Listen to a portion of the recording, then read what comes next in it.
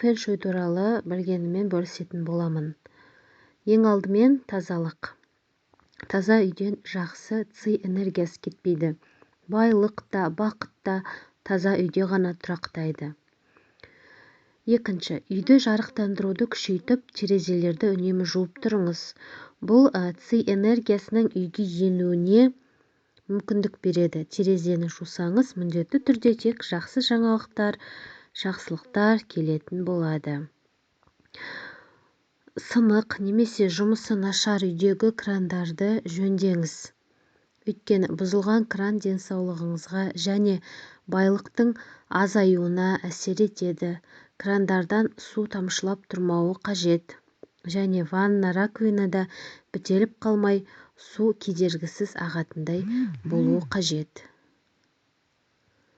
Мүмкіндігінше позитивті энергия үйіңізден кетіп қалмау үшін істен шыққан шамдарды, яғни лампа және сынған терезелерді тез ауыстыру керек. Мусор жәшігін денсаулық және байлық секторынан аулақ ұстаңыз. Егер ондай мүмкіндігіңіз болмаса, жәшікті қызыл лентамен бірлет байлап қойыңыз. Кіре беріс есік коридорды таза ұстаңыз. Себебі байлық, бақыт, махаббат энергияларын алып келетін ци сыртқы есіктен ішке кіреді. Үйіңізге арома свеча, хош иісті благовониялар жиі жағып тұрыңыз. Себебі жағымды иістер негатив энергияны сыртқа қуып шығады. Ескі заттардан құтылыңыз. Оны мұқтаж адамдарға беріңіз немесе лақтырыңыз. Себебі ескіден құтылсаңыз, орнына жаңа жақсы зат келеді. Үйіңізге іші тар, адал ниеті жоқ адамдарды, энергиямызды сорып алатын адамдарды шақырмаңыз. Үйіңізде мерекелік атмосфера құрыңыз. Себебі олар тек бақыт пен қуанышты тартады, жақсы көңіл күй сыйлайды.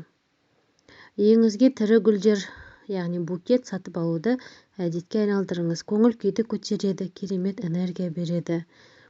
Үйіңізді жиі желдетіп тұрыңыз. Самал жел үйіңіздегі жаман энергияның бір орында тұрып қалуына жол бермей қуып шығады.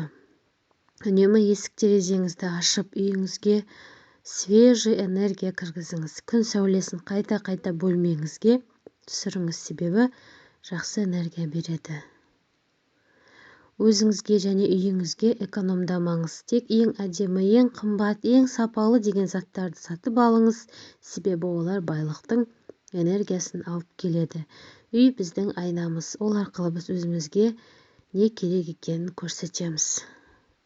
Есіңізде болсын, фэн шуйдың негізгі ереже талаптары. Бірінші, үйіңізді таза ұстау. Екінші, артық керек емес заттар, қоқыстардан арылу. Үшінші, фэн шуй бойынша жиһаздарды реттеп қою. Төртінші, фэн шуй талисман сувенирлерін қою. Ци энергиясы таза, хош иісті үйден шықпайды. Сондықтан кез келген бөлмені таза ұстау біздің мақсатымыз. Артық керек емес, қолданыстан шыққан, мерзімі өткен заттардан арылу керек. Себебі олар үйіңізге келетін байлық энергиясын, барлық жақсылықтың жолын бөгейді. Сондықтан олардан тез құтылыңыз.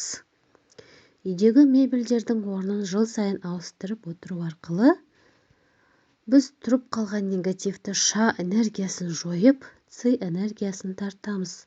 Бұл шынымен жұмыс жасайды.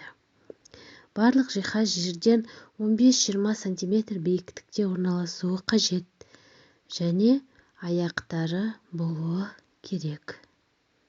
Шкафтар стенада орналасуы қажет, яғни стенаға тіреліп тұруы керек. Бос бөлмеде жиһазды ірі жиһаздардан қоюды бастаңыз. Гостиныяны орналастырсаңыз, диван, шкаф сияқты ірі жиһаздардан бастаңыз. Бөлмеңіз кіші болса, жиһаздарыңыз да кіші болсын. Үйдің бұрыштарын мебельмен жабыңыз. Бұрышта отыруға болмайды. Тек диван, кроватқа ғана қатысы жоқ бұлардың. Бөлмеде ашық түстерді қолдануға тырысыңыз. Егер де бір затты ұзақ уақыт қолданбасаңыз, онда ойланбастан лақтырып жіберіңіз. Полка, потолочный балкидің астында отырмаңыз, ұйықтамаңыз, дизайнға қолданбаңыз. Үйіңізді тазалықта ұстаңыз, әсіресе терезелерді, себебі жақсы энергия күннен терезеден келеді.